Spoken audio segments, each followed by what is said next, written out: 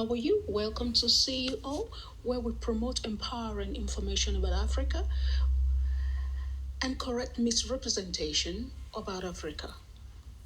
Today, we're looking at demystifying the aid giver and aid receiver narrative, and we're saying much is said than given, much is said than done. Aid is not really about the needs of countries or the needs of ability of countries to give. It is about national identity. Ethiopia appeals for humanitarian aid every year and has been doing so for over 20 years. But down my street and on my way to work are Syrians in Ethiopia appealing for aid. To Syrians, Ethiopia is a place of refuge, and Ethiopians are welcoming and are compassionate to Syrians within the border.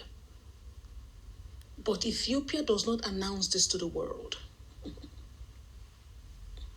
For Ethiopians, it is important to assist people in need with dignity without announcing it to the world and humiliating them. My cab driver, Sisai, literally breaks down in tears and he slows down to contribute to them from his meager resources. He slows down by the curb to ensure he contributes and supports them. Ethiopia appeals for humanitarian aid every year and has been doing so for almost 21 years. Yet Ethiopia is hosting close to 1 million refugees and has been doing so for a decade. While the United States, Texas has declared publicly that the state would be turning refugees away. Ethiopia receives refugees, welcomes them. The United States announces proudly that it's going to close its borders and turn them away. Ethiopia is finding solutions for its internally displaced peoples, called IDPs, by exploring options for returning and resettling internally displaced peoples. But the United States calls its internally displaced peoples homeless peoples. The United States criminalizes homeless peoples and makes it unlawful to be homeless. Now, humanitarian aid. Who is aiding who? Believe me, dear Africa, the aid giver and aid receiver are not about needs and the ability to give. It's about national identities. It's about responding to and feeding national stereotypes. I'm calling my fellow African brothers and sisters, the government of Africa, to hear this very carefully. Africa has been submitting itself every year for aid, going publicly to appeal, announcing that they need external resources, they need aid. It has not made any difference, but it has not stopped Africans from begging every year. In 2020, this year, there are 14 African countries of the 21 countries around the world appealing for humanitarian aid. Every year, countries in Africa make up close to 70% of countries around the world begging for aid. Giving aid, dear Africa, or receiving aid makes a statement. It is vested on and in stereotypes of potentials and possibilities, stereotypes of lack of ability and capacity. It is not about what a nation has or does not have to give. The United States is currently facing a food crisis driven by crisis in the farming community across the country. But the United States is not calling for food assistance.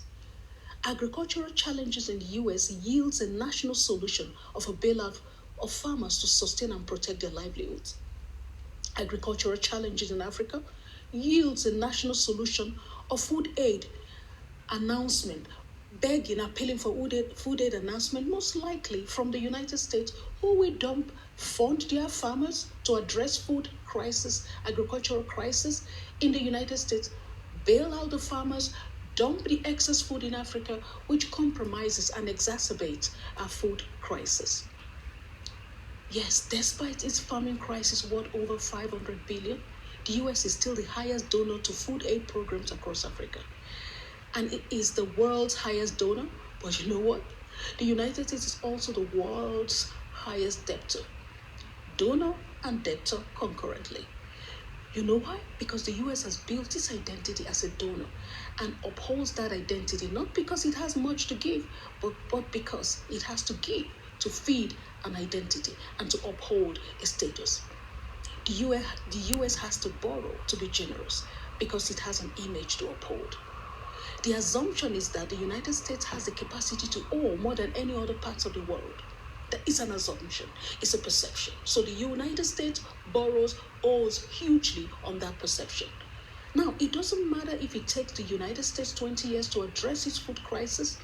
The assumption and perception that the country has the capacity is all that is required. What entrenches Africa into aid dependency is not our challenges, but our belief, fed by a history of exploitation. Our obsession as Africans with external solutions to our challenges, even when those solutions don't work, even when they don't come. Africa does not have more crises than any other parts of the world. In fact, it has less sudden onset disasters. Africa's capacity to address this crisis is not less than in any other parts of the world. Believe me, when we face humanitarian needs and crises, Africans address them. Then what is loud and announced is that perception that we're reaching out to the West. It doesn't come, it doesn't make a difference.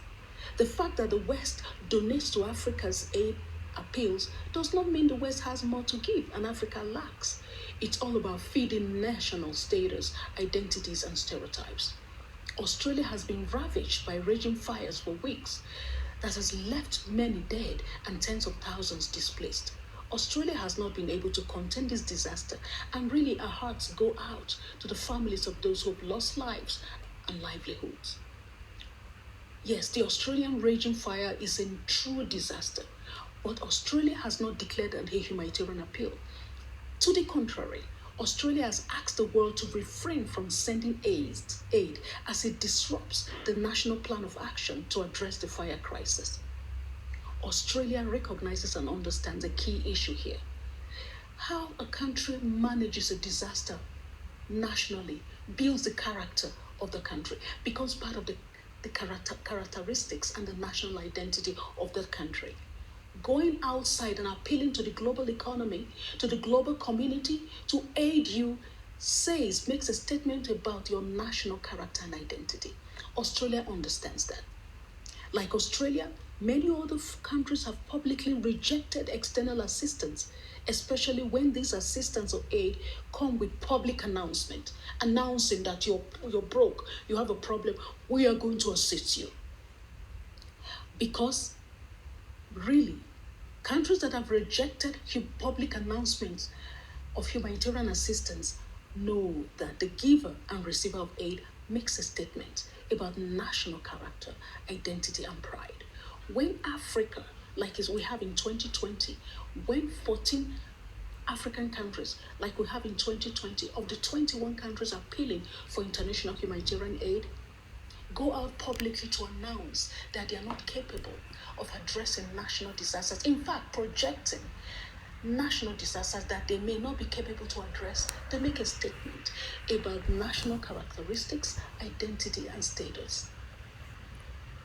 It doesn't uphold the dignity of the continent. It doesn't make a difference. In fact, it makes things worse in the continent. It doesn't make a difference. It doesn't bring any additional resources. It just makes the continent look bad. Undermines the capacity, the greatness, the beauty of the continent. Let's reflect before we beg.